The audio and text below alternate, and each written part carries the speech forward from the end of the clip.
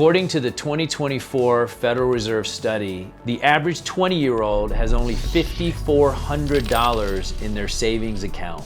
That's less than having 3 months worth of rent saved. But what if I told you that with less than $10,000, you could set up yourself strategically, particularly if you're in your 20s and 30s, so that you could have way more of a financial future with way more security, that you could potentially set yourself up for long-term success. So in this video, I'm going to share with you exactly what I would do if I was in my early 20s or mid 20s with $10,000, because most people can get their hands on $10,000. Drawing from years of financial experience, I'm going to break down for you in this video exactly what I would do with $20,000 if I was in my 20s today. And whether you're a young adult looking to get started, or maybe you're already on your way to creating your own financial future, I think you're really going to benefit from the tips that I'm going to give you in this video. You'll know exactly what to do step by step with $10,000 that will put yourself on the path to financial freedom. So the first thing is prioritizing personal development over traditional investment strategy.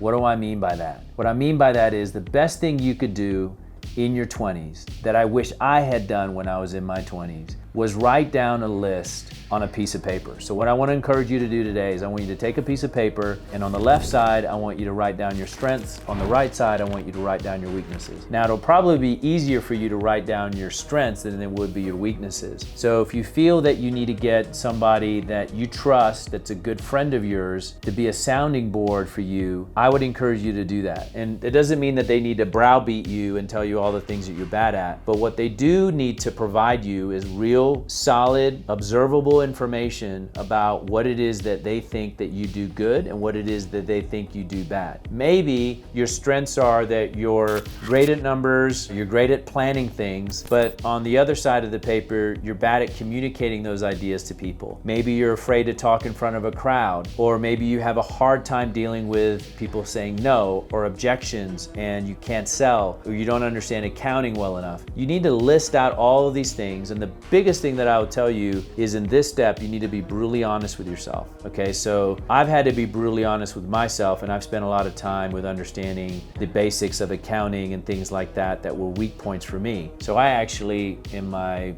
I'd say late 30s, I got a later start. I started spending more time with CPAs and accountants and really understanding what it was that they were looking at on a balance sheet. What was it that they were looking at on a profit and loss statement? And I'll get into more of these details later in the video, but the point I'm trying to make here is you gotta be really honest with yourself about what it is you're good at and what it is that you're bad at, and really identify those things so that you can then go to the next strategy, which will help you to help, we wanna work on those strengths essentially. So the second step is focus on your passion, not essentially money. Now, the best advice that I can tell you is if you are focusing on the money purely just because you want to make money, I don't necessarily think that that's always a winning strategy. And if you look at the very, very successful entrepreneurs on the planet, you'll notice that they never once talked about that they got into the business because they wanted to make money. That's actually something they never say. And the reason that they're successful is because they followed their passion as opposed to chasing money. I personally have never chased money. I didn't become an entrepreneur or a businessman because I wanted to make $1 gazillion. Yes, I wanted to be able to feed myself and buy things that I wanted to buy, but I never had a number in my head. It wasn't like I was like, oh, I want to be a multimillionaire, and that's why I wanted to get into the business. The reason I'm in the business that I'm in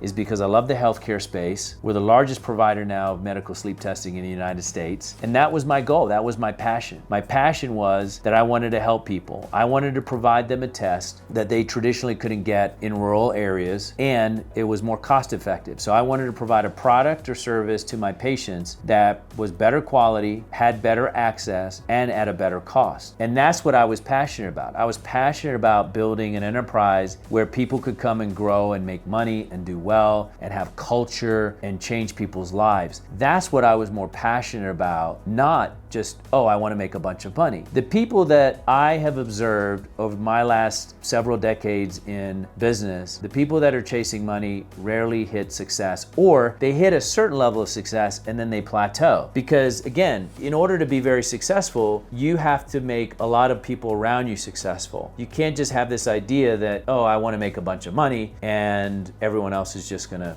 do whatever. Like, you have to think with a broader scale. You got to think with your team and your managers and your employees and your junior people and all of these people that are also looking to get ahead and have a better quality of life. Well, what are you going to do for them? So you have to think broader as opposed to just thinking narrow-minded, oh, I just want to make a buck, okay? So that's the first thing. The second thing is, if you're just chasing money, you're gonna come across a lot of obstacles in your career that are gonna make you wanna quit. If all you're chasing is money, and now maybe you're comfortable and you have enough money coming in, and now you're getting hit with adversities and obstacles and all these things, you're more likely to quit if you're just chasing the buck. I mean, that's the reality of it, okay? I don't chase the dollar. I've never chased the dollar. I've always focused on value, and I think a lot of people in their 20s, they miss that these days. They focus on, oh, I just wanna make a bunch of money, and I wanna get a Lamborghini, and I wanna go to nice restaurants. Well, dude, that's not a flex anymore. I'm sorry to say, okay? Like, it's not a flex anymore. People rent Lamborghinis. You can go to nice restaurants. You can put that shit on your credit card. It's like today in the new age, like somebody's got a Lamborghini Huracan now. Like those are rented. You can get them. They're not that expensive anymore. Like, it's not a flex, okay? So you need to have a bigger goal than I just want to have a Lambo and go to nice restaurants and impress a bunch of girls or whatever it is. And if you're a girl watching this video and it's just like, well, I want to be independent and all that type of stuff, okay, cool. But at the end of the day, if you're just chasing money, I can tell you that you're not going to be as successful as you want to be, because you're going to come across a lot of adversity in your life, and chasing money isn't going to get you across those hurdles as much as you may think that it will now. So in this step 2, it's really identifying what is your passion. If your passion is, hey, I'm just chasing a buck, I got to tell you, it's very short-lived, and you most likely will give up at your first major hurdle in life, because you're going to hit hurdles. I can promise you that. So the third thing is reinvesting in yourself. What is reinvesting in yourself? So earlier in the video, I was talking about, okay, 2 things. One is find out what your strengths and your weaknesses. And the second thing is don't chase money and chase your passion, okay? The third thing is the money that you have, the $10,000 that you have, now that you have this list together of your strengths and your weaknesses, and now that you know, hey, I don't want to chase money, I need to chase my passion. Well, if my passion is in sales, for example, then I need to spend that money methodically on things that are going to make me a better salesperson. You need to go find yourself a coach. You need to go sign up for a seminar, take a course. These are things that I have invested in hundreds of thousands of dollars in seminars and courses myself, because I wanted to be a better salesperson. I wanted to be a better communicator. I wanted to understand finance better. So I took a course on finance. I took a course on communication.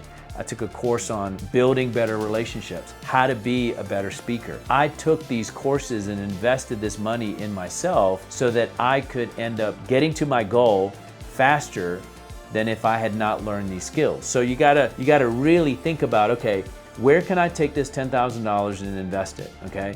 So if you want suggestions to any of this, please comment in the video. I'll be happy to share with you my comments of where I've invested my money for self-improvement, what I've done for myself that has just reaped, millions and millions of dollars for me. I will tell you that finding these courses, finding these seminars that you can invest in that are gonna take your weaknesses and make them strengths are probably the most powerful thing that you can do, because you don't wanna wait until you're 30, 40, 50 years old to then start working on these weaknesses. You want to identify them now so that as you're coming across hurdles in life and challenges in life, you're going to be way better acclimated, but you're going to have, you want to have tools. If you're a soldier, you want to have multiple tools. You want to have guns, you want to have chainsaws, you want to have hammers, you want to have tools. And as a business person, you need to have as many tools as you possibly can. So you want to have a lot of tools as you're in your 20s and you're going into your 30s. You want to have a lot of tools that are going to help you later on in life. Maybe you don't need a hammer now, but I can guarantee you're gonna need a hammer at some point. Maybe you don't need a sniper rifle now, but at some point you're gonna need a sniper rifle, and you're gonna be kicking yourself because you didn't have the sniper rifle when you should have had it, okay? So you wanna make sure that you have these things. Swiss Army knife is a perfect example. You You want to be, as a business person, a Swiss Army knife. You want to have the tools to open up a beer can. You want to have tools to open up a wine bottle. You want to have tools to cut duct tape. You want to have tools to be able to screw a Phillips head, flathead, whatever it is. This is what's going to set you up for success. So get yourself prepared now. Get yourself a Swiss Army knife now, so that when you get into your 30s and 40s, you're going to be better off when opportunities present themselves that you'll actually be able to take. See, look, if you have opportunities coming at you, but you're not prepared, you're not gonna win. You've gotta be prepared. You've gotta set yourself up now for the opportunities that are gonna come your way 2 years, 5 years, 10 years down the road, okay? I spend a lot of my time during the day now reading about a lot of things that I'm not even involved with. Why? Because I wanna understand what's happening with these other subjects and topics in the business world, so that when that opportunity does get floated my way, maybe it's in a conversation, maybe it's in an email that somebody sends me and says, hey, what do you think about this? And if I've done years of reading about that topic and all of a sudden that opportunity comes my way, don't you think I'm gonna be in a way better position to be able to expand on that opportunity, maybe take up that opportunity because I know something about it as opposed to not knowing anything about it? It's just like how I got into sleep. I got into the sleep space because a friend of mine sent me an email about a sleep testing device. And I had, prior to that, done a lot of research about sleep, and so I was like, this made sense to me. And because of that time that I invested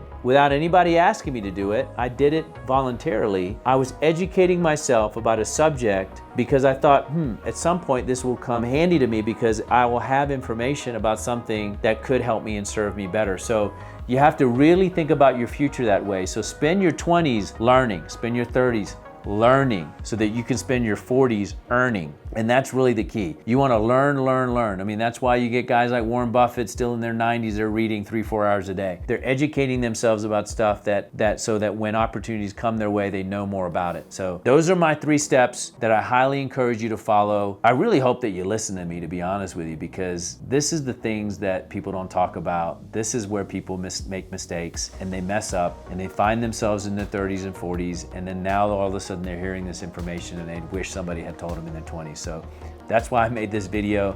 So if you're in your 20s, or maybe you're a parent and you got a kid and getting ready to come into their 20s, they need to hear this video. Share this video with them so they can understand from somebody that's been around the block, that's built a very successful company, that has over 500 plus employees, that I did it from scratch. These are all the things that I wish somebody had told me in my 20s. So I hope that helps.